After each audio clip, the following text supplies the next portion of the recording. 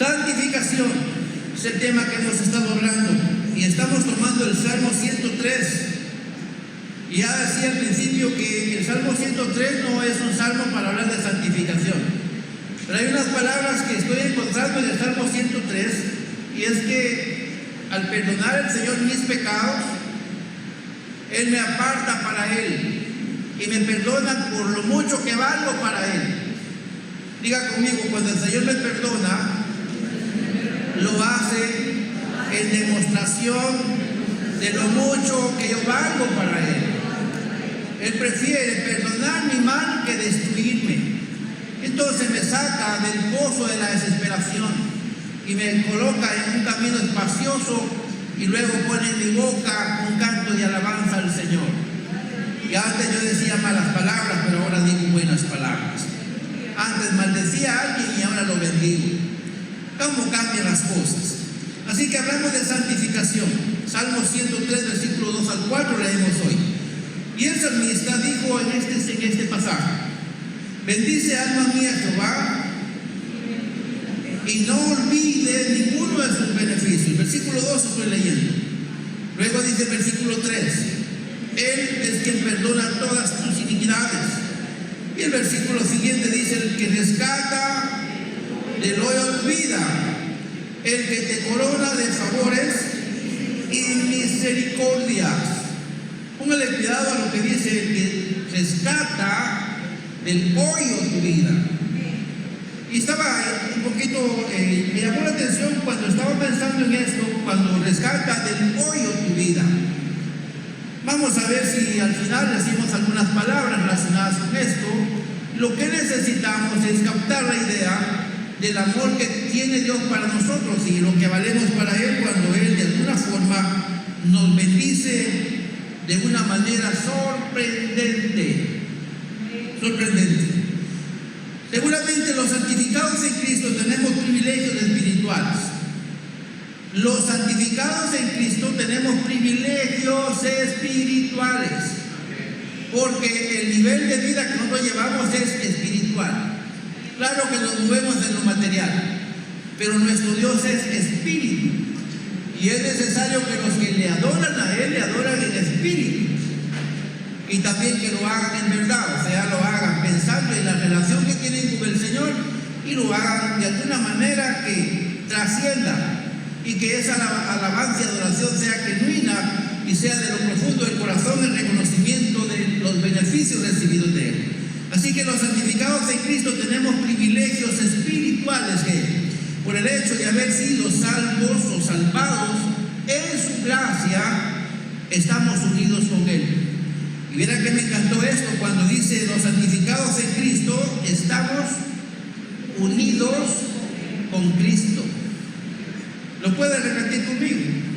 Los santificados en Cristo estamos unidos con Él. Es un gran privilegio espiritual. ¿Por qué? Porque al ser santificados, entonces ya no hay nada que nos separe entre Él y nosotros. Y entonces tenemos esa relación cercana que le podemos llamar Padre y Él nos llama hijos. Estamos unidos con Él en naturaleza, en esencia. Porque aunque todavía estamos en esta carne, podemos pensar que hay una relación espiritual y nosotros podemos dimensionar en cierta medida cuando la presencia del Señor viene a nosotros y nos ministra y lo podemos sentir en nuestro espíritu. No sé si alguna vez usted ha experimentado el toque del espíritu. Levante la mano los que alguna vez han experimentado el toque del espíritu. La pregunta es: ¿cómo Él va a tocar a alguien si Él es santo? Si el que recibe ese toque no fuera santificado. Me doy a entender con esto. Entonces, si usted hace un ejercicio, por ejemplo, toma un pedazo de hilo, nylon, y luego toma un pedazo de hilo, cobre, y lo conecta a una energía, ¿cuál de los dos cree usted que se relaciona con la naturaleza de la energía? ¿El nylon o el cobre? El cobre. Seguramente cuando usted tiente en la puntita del cobre, el hilo de cobre, usted se va a dar cuenta que hace así el hilo de nylon. Entonces, de la manera que si usted puede sentir esa corriente del Señor y esa energía que a usted se le acerca, eso significa que usted, al ser santificado para Él, usted puede reconocer que tiene alguna relación con Él mediante la santificación. Me doy a entender. Si he tenido la bendición de sentir su espíritu alguna vez, ya tengo que ir pensando que mi corazón está siendo agradable al Señor. ¿Qué es lo que tengo que hacer? Conformarme, no, seguir avanzando en la medida que mi intimidad con Él avance y podamos decir lo que dice el salmista, que la intimidad del Señor es con los que le temen y a ellos les hace entender su palabra. Mis hermanos, es interesante que tengamos claridad en que tenemos privilegios espirituales, estamos unidos con Él, por lo tanto, en esta dimensión espiritual tenemos nueva identidad. Diga conmigo, nueva identidad. Más tarde, enseguida, tal vez tenemos la oportunidad de estudiar un pasaje en la Biblia, en el Apocalipsis, donde dice que cuando allá se pase lista, cada uno de nosotros tendremos la oportunidad de recibir un nombre nuevo sobre una piedrecita blanca. Y solamente van a entender este nombre nuevo aquellos que tienen la piedrecita blanca, con el nombre nuevo escrito en ella. Significa que para cada uno de los santificados también hay un nuevo nombre, hay una nueva identidad. Tenemos que pensar en que a través de la santificación tenemos acceso a Dios el Padre. Y también, diga conmigo, recibimos la capacidad. Quiero oírlo. Recibimos la capacidad de vivir una vida transformada. Recibimos la capacidad de vivir una vida transformada. Ya no conforme al mundo, sino conforme al Espíritu. Ya comenzamos a operar en una nueva dimensión. No por nosotros, sino porque Él, al santificarnos, nos hace aptos para que podamos tener esa vida que irradie diferencia, que la gente se entere, nosotros también, y que si antes era imposible una cosa para nosotros en el campo espiritual, ahora va a ser posible. Antes no podía orar, no se me venían palabras, ahora sí puedo orar porque se me vienen palabras. Antes ni me acordaba de mis necesidades y de lo que Dios puede hacer conmigo. Ahora, a cada vez que me arrodillo, me acuerdo de mis necesidades y tengo razón para hablar con Él. Hay cosas que pasan en el campo espiritual. Si eso fuera poco, también recibimos la capacidad para llevar una vida dirigida por el Espíritu Santo. ¿Quién soy yo y quién es usted para llevar una vida dirigida por el Espíritu? Si el Espíritu Santo es Dios, y usted puede ser ministrado por el Espíritu de Dios para llevar una vida conforme a la voluntad de Dios. ¿Quién conoce la voluntad de Dios sino el Espíritu de Dios? Y cuando usted tiene el Espíritu de Dios en su corazón, entonces usted puede encaminarse a hacer la voluntad de Dios, porque el Espíritu conoce la voluntad de Dios y luego la trae a nuestro conocimiento, a nuestra capacidad de intelecto y de razonamiento, a la capacidad de nuestra emoción y nuestro sentimiento, a la capacidad de nuestra voluntad, y entonces nos hace caminar en esa voluntad. Hermanos amados, la vida cristiana no es tan difícil como parezca, siempre y cuando estemos santificados para Dios. Entonces Él en nosotros hace lo que nosotros encontramos difícil hacer. ¿Cómo aguantamos tantas cosas? Lo haremos porque Él con nosotros nos fortalece, y dirigidos por el Espíritu podemos avanzar en grandes cosas. Tendremos que ir puntualizando entonces qué implica la santificación. Es necesario recordar que en alguna ocasión se dijo que el salmista David estaba ocupado en establecer una figura de un vil pecador. Cuando él habla de quien perdona todas sus iniquidades, y dijimos que la iniquidad en este caso es una caída en un profundo abismo espiritual. La iniquidad es la caída de la moral, la pérdida de la santidad, es caer en lo más bajo del pecado. Y el salmista, al orar y al decir que él había quitado sus iniquidades, estaba pensando en la condición más baja del ser humano en el campo del pecado.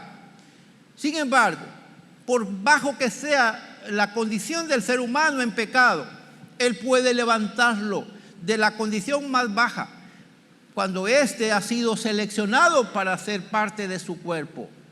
Así que los que están aquí pueden bendecir al Señor si están tomando en cuenta que son los santificados del Señor, y si están en una casa donde se habla de su palabra, seguramente el Señor ha tenido cuidado de usted y le ha encaminado a un lugar donde se le habla de lo que su espíritu quiere escuchar. Y aquí podemos ver que Él le ha levantado de alguna condición. Seguramente los que están acá, algunos tuvieron un pasado bastante lamentable, pero cambió y ahora están en una nueva condición. Gloria a Dios por eso. Así que David estaba pensando en la situación más difícil de cualquier ente moral y considerando que Dios puede levantarlo desde ahí. En el Salmo 40, del 1 al 3, el salmista dice lo siguiente, y quiero que lo lea conmigo si puede. Jehová se inclinó a mí y me hizo sacar del pozo de la desesperación, del lodo cenagoso. Puso mis pies sobre peña y enderezó mis pasos. Puso luego en mi boca cántico nuevo, alabanza a nuestro Dios. Vea lo bonito que está diciendo en este Salmo número 40. El Salmo empieza de otra forma, pero a mí me llamó la atención esto cuando dice que Jehová se inclinó a mí. Jehová se inclinó a mí. Él vio en mí una necesidad, y en cambio de hacer un caso omiso a mi necesidad, ¿qué hizo Él? Metió su mano en el lodo cenagoso, en un fango. Pudiéramos pensar en un fango en el que parecía que no teníamos nosotros esperanza de salir. Y de ahí Él nos arrebató y nos trajo a un lugar seguro. Así que, hermanos amados, es razón para nosotros que entendamos cómo el Señor, valorando lo que somos para Él, entonces busca al ser humano en la condición que esté, con la intención de santificarle para Él, porque Él quiere entablar una relación muy cercana con Él, con la cual le quiere hacer como un heredero de cosas maravillosas. Hay muchas palabras que podemos leer en cuanto a la bendición que reciben los santificados. Hay bastante que decir al respecto, pero tomemos en cuenta cómo Pablo está visualizando el alto privilegio que tenemos en Dios. Deberíamos estar motivados a bendecir al Señor, de seguro. Romanos capítulo 8, versículo 1 al 17, Pablo nos recuerda que tenemos un alto privilegio y que por eso mismo deberíamos estar siempre motivados a bendecir al Señor con intencionalidad espiritual. Todos los que hemos recibido del Señor un milagro de la santificación, deberíamos estar altamente felices. Véase en la condición que usted estaba antes, y véase en la condición que puede estar hoy, y véase en la condición que puede estar mañana y que puede mejorar. Amén. Porque Él puede cambiar la situación. Y entonces tendremos que ser intencionales en nuestra alabanza y en nuestra adoración. Y diga conmigo: un alto privilegio. En la tierra no nos ven como nos ve el Señor. A ninguno de nosotros nos ven en la tierra como nos ve el Señor. El Señor nos ve con la ternura de su corazón. Somos obra de sus manos. Y por eso es que aunque estemos en la situación más pésima, Él mete sus manos aún al lodo cenagoso, a lo más pestilente, y luego nos saca de ahí y nos endereza nuestra vida. ¿Acaso no es esta una razón para dar gracias al Señor? Claro que sí. Así que pensando en lo que dijo Pablo, en la acción santificadora, los creyentes ascienden a un alto privilegio gracias a la obra santificadora de Cristo. Versículos 1 al 4 de Romanos capítulo 8. Si lo quiere leer conmigo.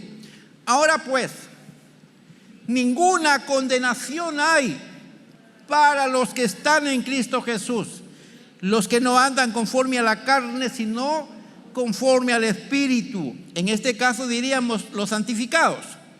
porque la ley del Espíritu de vida en Cristo Jesús me ha librado de la ley del pecado y de la muerte. Porque lo que era imposible para la ley, por cuanto era débil por la carne, quiero que grite conmigo esas palabras: Dios, enviando a su Hijo en semejanza de carne de pecado, y a causa del pecado, condenó al pecado en la carne, para que la justicia de la ley se cumpliese en nosotros, que no andamos conforme, o que no andamos conforme a la carne, sino conforme al Espíritu. Hermanos en el Señor, vea el privilegio al que, según Pablo, nos eleva Dios cuando somos santificados. No tenemos riesgo de la condenación. No hay pena de eso. Nadie tiene pena de que va a ser condenado en el día final. Porque el tiempo en el que estamos en esta tierra, en este bregar del día a día, en la vida cristiana, nos va sirviendo a nosotros para perfeccionar nuestra vida en Él, pero ya la obra de la redención está dada en la muerte en Cristo Jesús. Cuando Él murió en la cruz por nosotros, directamente Él arrancó el poder de la ley del pecado que operaba contra nosotros, y entonces nos dio un lugar específico. Y habiendo pensado de esa cuenta, habiendo venido Cristo Jesús y habiendo tomado nuestro lugar en la cruz, diga conmigo: Cristo Jesús tomó nuestro lugar en la cruz. ¿Qué quiere decir eso? Que al morir en la cruz lo hizo pensando en usted. Amén. Diga conmigo: cuando Cristo estaba muriendo en la cruz, a quien tenía en mente era a mí. Era a mí que me tenía en mente. Era por mí que estaba muriendo. Él estaba crucificado allá pensando en el perdón de mis pecados. Yo todavía no existía, pero ya Él ya pensaba en mí. Lo puedo rectificar cuando en la oración sacerdotal del capítulo 17 de Juan, el Señor está orando por sus discípulos que tiene ahí. Pero Él no se queda pensando solo en esos discípulos. En su pantalla que puede distinguir el mundo entero, desde ahí Él dice: no te ruego solamente por estos discípulos, sino yo también te ruego por los que han de creer en mí por la palabra de estos. Nosotros creímos en el Señor, y la palabra que nos llegó a nosotros, que estamos leyendo hoy, son las palabras de aquellos. Hoy estamos leyendo las palabras del apóstol San Pablo, las que estamos leyendo ahorita. Leímos las palabras de David hace muchísimos años, hace ya milenios. Ahí estamos leyendo la palabra de aquellos siervos. Entonces creímos en la palabra del Señor gracias a que aquellos dejaron nota para nosotros. Ya estábamos incluidos en el amor de Dios. Así que repitamos otra vez: cuando Cristo estaba muriendo en la cruz, lo estaba haciendo pensando en mí. Amén. ¿Qué tanto valgo yo para Él si Él se arriesgó a morir Él para que yo no vaya a pagar con mi cuero o con mi vida ese sacrificio? La paga del pecado es muerte. ¿Y qué le pasó a Cristo Jesús? Si la paga del pecado es muerte, ¿qué le pasó a Él? ¿Murió Él o no murió? Vamos a ver, ¿cuántos creen que Jesús murió? Pregunto, ¿cuántos creen que Jesús murió? No estoy diciendo que está muerto, eso es otra cosa. Jesús murió. ¿Por quién murió? Murió por nosotros. Entonces, como Él cumplió esa sentencia de muerte, una vez que hubo muerto, entonces fue a la tumba como cualquiera de nosotros. Así lo dice la Escritura. Pero pasados 3 días, dice la Biblia, ¿qué pasó con Jesús? Se levantó de la tumba en un cuerpo glorificado, inaugurando desde esa forma la esperanza también para nosotros. Y luego Pablo dice que si creemos que Jesús murió y también resucitó, así también traerá Dios con Él a los que murieron en Él. Eso quiere decir que si Cristo murió por nuestros pecados, canceló la deuda. Y cuando resucitó de la tumba, también anticipó que todos los que creen en Él un día se levantarán de las tumbas, aunque estén muertos, para estar con Él para siempre. Hermanos en el Señor, cuando Cristo estaba muriendo en la cruz y aun cuando fue sepultado, todo eso estaba haciéndolo pensando en usted. No lo estaba pensando en Él. Él no tenía pecado para morir como murió, pero sí estaba tomando en cuenta el pecado de nosotros. ¿Cuánto valemos entonces para Él? Si Él, sin conocernos, ya estaba pagando una deuda que nosotros debíamos. ¿Sabe que David dijo que en pecado fui formado, en pecado me concibió mi madre? Sin culpa mía hay un pecado heredado en la naturaleza humana. Y ese pecado heredado se constituye en una semilla que genera un comportamiento apartado de la gracia de Dios. Y ahí vienen las iniquidades. Entonces, en la cruz del Calvario, Él estaba dando su vida pensando en usted. Tiene que alabar al Señor por eso. Así que la justicia y la ley, o sea, la sentencia mortecina que nos condenaba a la muerte, pero sin poder liberador, vea, tenía en este caso en la acción de Cristo, fue abrogada en virtud de que Cristo nos santificó con el pago realizado por Él en su muerte. O sea que tendremos que entender que habiendo venido Cristo nos santificó. Y en este caso nos santificó con el pago que Él dio por nosotros. Nos compró, diríamos, o nos redimió. Notemos el contraste que hay entre la carne y el espíritu y por qué es necesaria la santificación. El contraste que hay. Hermanos, por el amor de Dios, muchos de nosotros quisiéramos pasar en el templo todos los días y cuando estamos acá miramos cuán bueno es estar en la casa del Señor. Pero una cosa la pensamos aquí, pero cuando estamos en nuestro quehacer diario nos enredamos en muchas cosas que a veces nos entretenemos por eso, porque queremos hacer las cosas buenas, pero hay una fuerza en la carne que nos estorba. Y aquí tendremos que ver lo que dice el versículo 5 en adelante de Romanos 8. Porque los que son de la carne piensan en las cosas de la carne, pero los que son del Espíritu, ¿en qué piensan? En las cosas del Espíritu. Porque el ocuparse de la carne es muerte, pero el ocuparse del Espíritu es vida y paz. Porque por cuanto los designios de la carne son enemistad contra Dios, porque no se sujetan a la ley de Dios ni tampoco pueden. Y vea aquí lo que dice la parte final, el versículo 8. Y los que viven según la carne no pueden agradar a Dios. Los que viven según la carne no pueden agradar a Dios.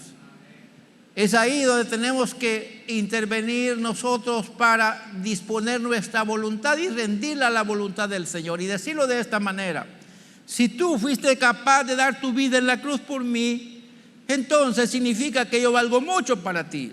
Ahora permíteme que yo rinda mi voluntad a ti para que tu Santo Espíritu venga a mí y en tu Santo Espíritu yo pueda contrarrestar las fuerzas de la carne en mi vida, para que yo no viva conforme a la carne, porque entonces sería enemigo tuyo, sino vivir conforme al Espíritu para de esa cuenta ser amigo tuyo. Ese es mi trabajo. Eso significa que tenemos que usar el intelecto, tenemos que usar el sentimiento, tenemos que usar la voluntad, tenemos que hacer una diferencia entre una vida y la otra.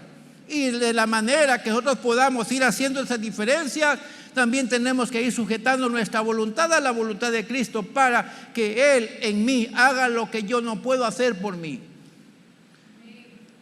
Hay cosas que yo no las puedo solo. Por eso Pablo nos enseña y dice: todo lo puedo en Cristo que me fortalece. Quiere decir, con Él podemos hacer muchas cosas. Entonces, mis estimados, hagamos eso. Dispongamos nuestra voluntad, reconozcamos el milagro de la cruz, pero también reconozcamos la batalla que hay en nosotros mismos, por la cual necesitamos despojarnos de la carne, pero no podemos solos. Tenemos que acudir ¿a quién? A Él, que dio su vida por nosotros, y solicitarle: por favor, envíanos a tu Espíritu para que Él opere en nosotros. Por eso al Espíritu se le llama el Paracletos, que significa alguien que te ayuda en lo que tú no puedes hacer solo. Mis hermanos, tenemos que reconocer esa forma de entender la acción del Espíritu también. Debería haber claridad en nuestro razonamiento, sentimiento y acción en cuanto a la urgencia de la obra santificadora. Versículo 9 de Romanos 8. Mas vosotros no vivís según la carne, sino según el Espíritu, si es que el Espíritu de Dios mora en vosotros. ¿Quiénes son aquellos que no viven conforme a la carne, sino conforme al Espíritu? De acuerdo al texto, ¿quiénes son? ¿Quiénes son los que viven conforme al Espíritu y no conforme a la carne? Viven conforme al Espíritu y no conforme a la carne los que tienen al Espíritu en su corazón. Repetimos el texto y dice: mas vosotros, si quiere lo lee conmigo a viva voz, mas vosotros no vivís según la carne, sino según el Espíritu, si es que el Espíritu de Dios mora en vosotros. O sea que si el Espíritu de Dios mora en nosotros, entonces nosotros ya no vivimos según la carne, sino según la voluntad del Espíritu. Pregunto entonces, ¿será necesario que el Espíritu de Dios more en nosotros? ¿Será necesario? Sí, es necesario, porque el Espíritu Santo conoce la voluntad del Padre, conoce la vida de santidad, y entonces en su ayuda Él me hace sentir fuerza y energía para poder alcanzar el nivel de vida que yo debo tener ante Dios. Así que lo que me falta por mi acción la hace el Espíritu. Hermanos amados, yo escuchaba en una ocasión a mi hijo cantándole al Espíritu Santo, y él decía que para él el Espíritu Santo es su amigo. Yo lo escuchaba haciendo una canción y diciendo que el Espíritu Santo es su amigo. Viéndolo de esta función, vea usted al Espíritu Santo trabajando en su corazoncito para que usted ya no actúe conforme a la carne, porque en su carne ofende a Dios.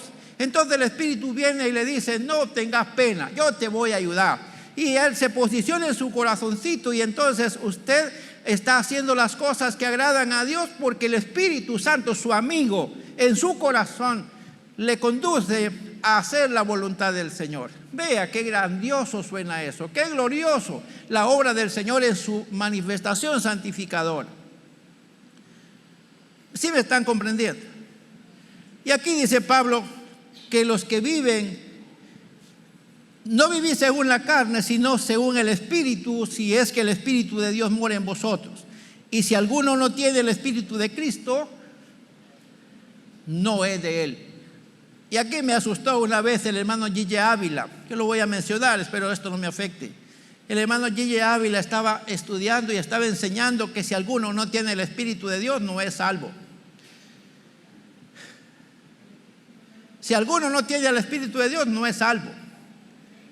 Y eso es complicado, y tiene sentido, y tiene razón, porque la gente que no es salva no vive conforme al Espíritu, y el que no vive conforme al Espíritu no hace las cosas que agradan a Dios, por lo tanto tiene riesgo de no ser salvo.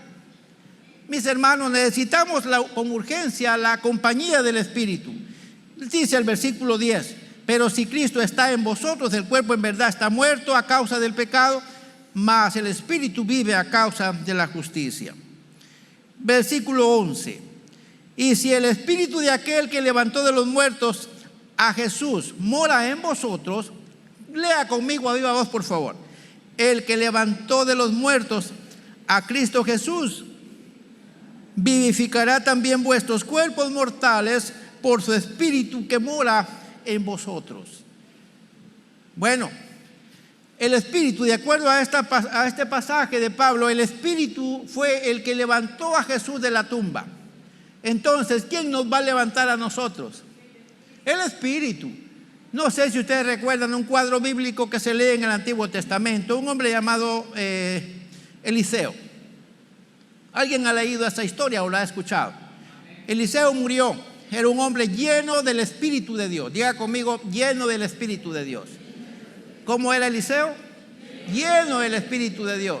Y dice que murió y lo enterraron. Y enseguida, en el camino, alguien mató a una persona y la tiró en la tumba que estaba abierta de plano de Eliseo. ¿Y qué sucedió cuando ese cadáver cayó contra el cuerpo de Eliseo? Dice que revivió. No vamos a explicar ese cuadro, porque algunos van a decir: bueno, dígame de qué espíritu habló. Dejémoslo por ahí para otro tema. Pero lo interesante es que Eliseo estaba muerto, pero había vivido en vida, había tenido una vida llena del Espíritu. Pregunto, Si el cuerpo muerto tenía poder en el espíritu, entonces ¿cómo esa alma se va a quedar en la tumba cuando el espíritu se encargue de retomar y reincorporarlo para presentárselo a aquel que es la vida, esto es Dios? Tenemos que reconocer el espíritu. Si el espíritu de aquel que levantó de los muertos a Jesús mora en vosotros, el que levantó de los muertos a Cristo Jesús, lo puede decir conmigo, vivificará también vuestros cuerpos mortales por su espíritu que mora en vosotros. Así que es importante que tengamos al Espíritu Santo en nuestro corazón, porque aunque estuviésemos muertos bajo no sé cuántos metros para abajo, o bajo no sé cuántas cuartas o cuántos centímetros de diferencia, puede ser que estemos a 18 centímetros allá adentro, no importa, pero de ahí el mismo Espíritu que nos acompañó durante nuestra vida seguramente dará testimonio de nuestra rectitud ante el Señor, y aún muertos tenemos esperanza de vivir. Vea usted entonces la importancia de la santificación. No podemos perder de vista entonces al Espíritu que opera en nosotros. Por eso es que en vida tenemos que vivir para Dios, para que el momento que se nos tape la respiración y vayamos a ocultarnos de nuestros seres queridos, la esperanza esté en nosotros y que esté certera y segura de que no importa que nuestro cuerpo está inerte, allá en ese cuerpo inerte hay vida, y un día el Señor lo va a levantar, porque el cuerpo inerte que ahora está ahí, un día fue vivo, y fue vivo para la gloria del Señor, y fue portador del Espíritu Santo. Por lo tanto, ese cuerpo un día va a volver a vivir. Espero que alguien esté contento con lo que está escuchando. Así que, hermanos amados, vean lo que dice Pablo: deudores somos. Dígalo conmigo: deudores somos. El que debe tiene que pagar. No estoy cobrándoles. El que debe tiene que pagar. Si Dios nos santificó para Él, tenemos una deuda con Él. Entonces diga, tenemos que santificarnos nosotros para Él. Porque si Cristo nos santificó para Él, ¿cuál es nuestro trabajo? Santificarnos nosotros para Él. O sea, dedicarnos el uno al otro. Así como Él se dedicó para nosotros, ¿qué tenemos que hacer nosotros? Dedicarnos nosotros para Él. Y entonces, trato hecho. Deudores somos no a la carne, para que vivamos conforme a la carne. Porque si vivís conforme a la carne, moriréis. Mas si por el Espíritu hacéis morir las obras de la carne, viviréis. ¿Hay trabajo para nosotros en la santificación? Sí hay. Porque Él nos santificó para Él en Cristo. Pero nosotros tenemos que santificarnos para Él, apartándonos, guiados por el Espíritu Santo, de aquellas cosas que no agradan al Señor. Espero que estemos comprendiendo. En la dimensión espiritual que adquirimos en Cristo, ahora tenemos nueva identidad, acceso directo al Padre, y también la capacidad de vivir una vida transformada y dirigida por el Espíritu Santo. Versículos 14, lo leemos cuando dice: porque todos los que son guiados por el Espíritu de Dios, ¿qué son? Estos son hijos de Dios, pues no habéis recibido el espíritu de esclavitud para estar otra vez en temor, sino que habéis recibido el espíritu de adopción. Dicho de otra manera, a través de la acción santificadora en la cruz y a través del Espíritu, ustedes ahora de nuevo encuentran el abrazo del Padre. Ahora nuevamente son integrados en la familia de Dios como hijos amados de Él, por el cual tenemos derecho de clamar: Abba, Padre. Amén. Que Abba es la misma expresión, Padre. Abba es en un idioma y Padre es en otro idioma. Entonces tendremos que entender que gracias a la redención, gracias a la reincorporación a la vida de santidad, ahora podemos llamar al Dios Santo como nuestro Padre. ¿Cuántos se atreven a llamarlo por Padre? ¿Cuántos pueden decir: Padre nuestro que estás en los cielos y que también estás con nosotros aquí en la tierra? Amén. ¿Y cómo puede usted llamarle Padre a Él? Gracias a que usted fue de nuevo restaurado en su relación con Él a través de la santificación. Espero que sí esté tomándole sabor al mensaje. Hermanos en el Señor, El Espíritu mismo da testimonio a nuestro espíritu, dice el versículo 16, de que somos hijos de Dios. ¿Y qué más sigue diciendo? ¿Lo quiere gritar conmigo? Y si hijos, también herederos, herederos de Dios y coherederos con Cristo.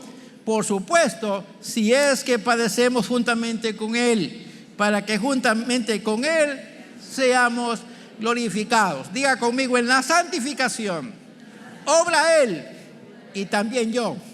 Amén. En la santificación obra Él y también yo. Él hace el 99% y usted hace el 1%.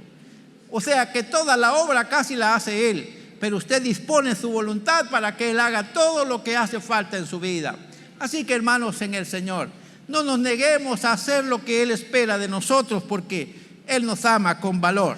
Tendremos que concluir con lo siguiente, y aquí vienen algunas preguntas. ¿Bajo qué aspecto vemos nosotros nuestra vida cristiana? ¿Cómo nos hemos visto hasta hoy? ¿Como un pequeño insecto que somos insignificantes, o nos estamos viendo como los hijos del Señor? ¿Cómo se ve usted? ¿Qué aspecto tiene usted de su vida cristiana? ¿Qué tan importante cree usted que es su vida cristiana? ¿Lo había pensado una vez? Algunas veces nos dicen: vamos a la iglesia, hay un lugar para ti en la iglesia. Y qué bueno es que alguien nos invite a la iglesia y nos diga: tienes un lugar en la iglesia. Qué interesante. Esto es importante. Pero qué más importante es que usted diga: qué bueno es que yo tenga un lugar con Dios y que yo soy hijo de Dios. ¿Y cuántos se atreven a levantar su mano confesando que son hijos de Dios? ¿Se atreven a confesarlo? Diga conmigo: somos hijos de Dios. El concepto que yo debo tener en mi vida cristiana es de alguien mayor que lo que he sido hasta hoy. No tengo que pensarme como un medio cristiano, no, tengo que verme como un hijo de Dios, con derecho a muchas bendiciones. Pablo dice que soy heredero con Cristo. Hermanos en el Señor, qué privilegio, qué privilegio. Ponga su manita así en el pecho y diga: qué privilegio el que yo tengo. Amén, qué privilegio el que yo tengo. El Espíritu del Señor, diga conmigo: el Espíritu del Señor está en mi corazón y me da testimonio a mi espíritu que yo soy hijo de Dios. Amén. ¿Es gran privilegio? Sí, por supuesto. ¿Qué conciencia tenemos nosotros de la obra santificadora en Cristo, con tal de que podamos vivir comprometidos con Él? Si Él hizo mucho por nosotros, ¿qué tenemos que hacer nosotros por Él? Vamos a ver. Si Él hizo bastante por nosotros, ¿cómo deberíamos corresponderle a Él? ¿Indiferentes o buscando cómo agradarlo? Quiero aplicarlo de esta manera. Cuando yo sé que alguien es buena mano conmigo, buen amigo, yo trato la manera de no dañarlo. Usted hace lo mismo.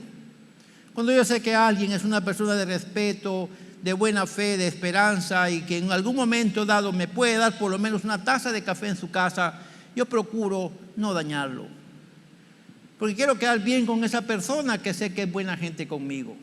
¿Ustedes es igual? Entonces la pregunta es: ¿cómo deberíamos estar tratando a Cristo? ¿Con indiferencia o lo debemos tratar de la mejor manera posible? Quiero aplicarlo de esta manera. Si Cristo tuviera que cenar en su casa hoy, ¿quiénes se atreverían a invitarlo? Él le dijera: yo quiero cenar en tu casa hoy.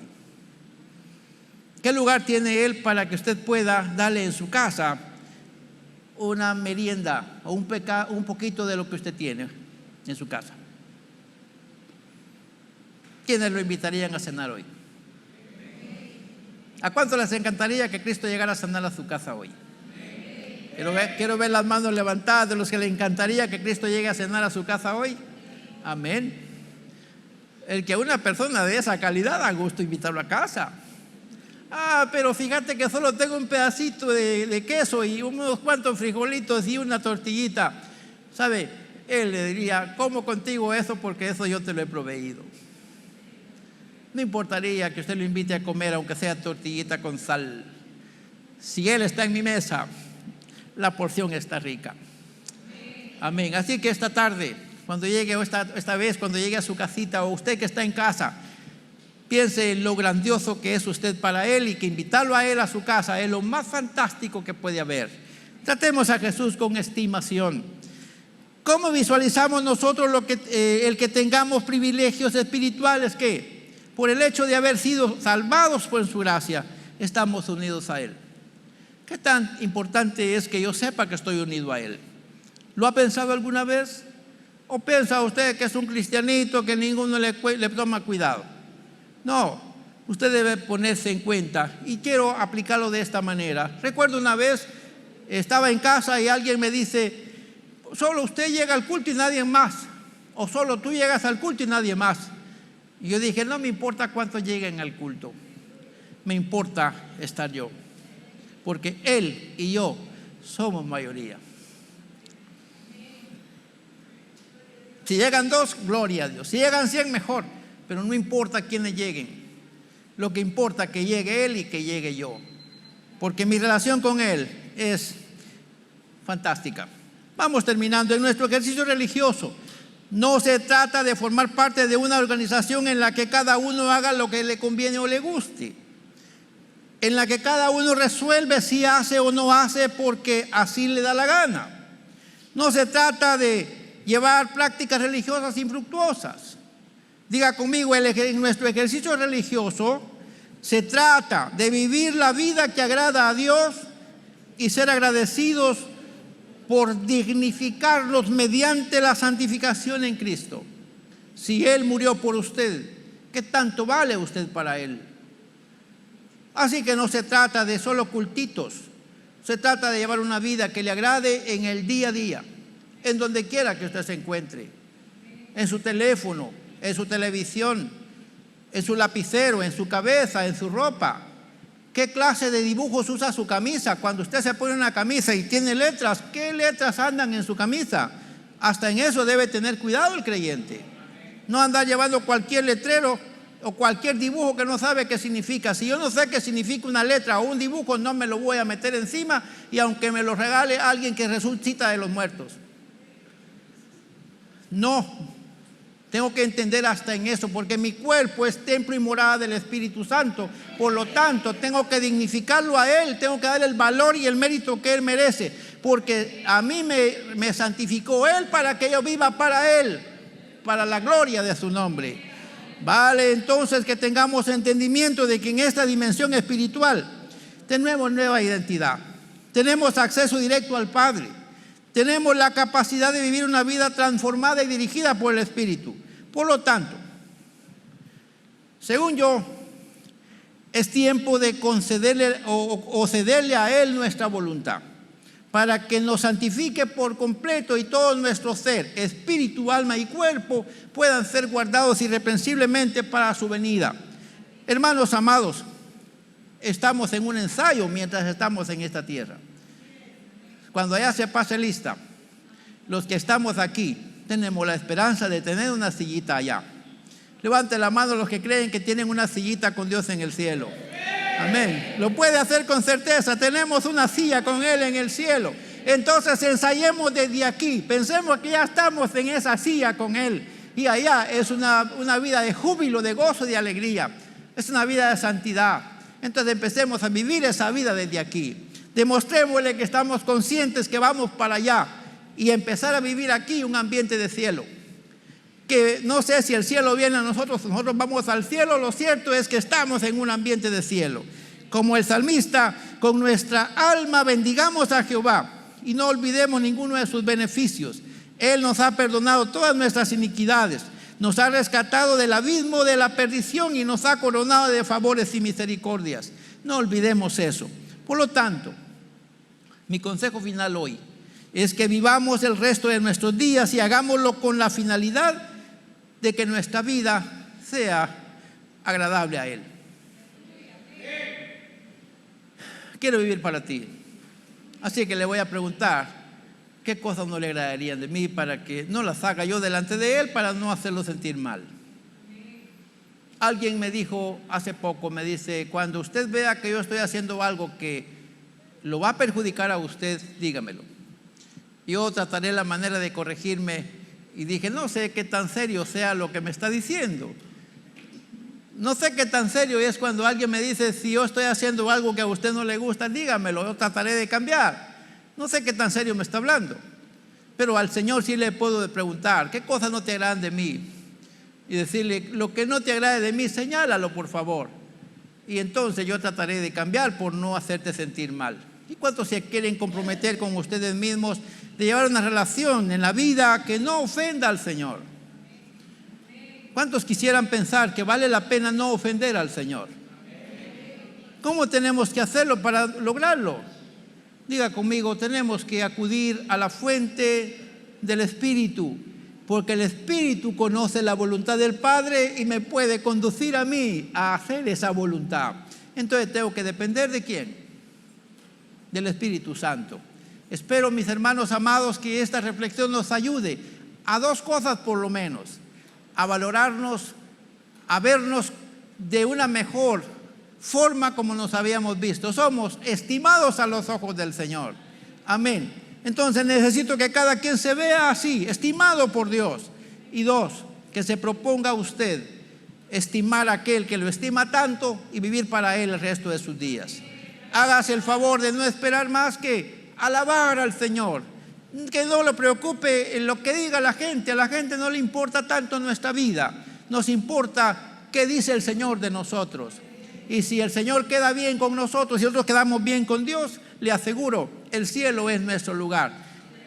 Y yo ahí quiero ir, y seguramente también usted. Así que esforcémonos por vivir para Dios el resto de los días que nos faltan, y un día allá estaremos alabando al Señor. Los que confesaron hoy que tienen una silla con Él allá, puedo asegurársela que esa silla, si usted vive para Él, esa silla un día la va a recibir y se va a sentar en esa silla y alabará al Señor por los siglos de los siglos. Amén. Padre, te doy gracias por esta reflexión que hemos tomado en este día. Hemos tomado tu palabra. Tú sabes que para nosotros es un compromiso bien serio y bien directo y bien desafiante el que tengamos que traer una palabra para este pueblo. Pero tú amas a esta iglesia.